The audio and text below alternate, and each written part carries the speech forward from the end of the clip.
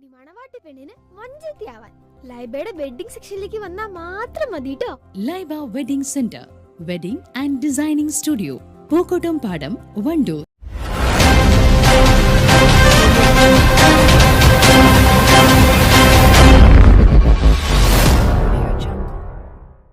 നാല് വ്യത്യസ്ത രുചികളിൽ പായസം വിളമ്പി ചുങ്കത്തറ CDSലെ ശ്രീജ.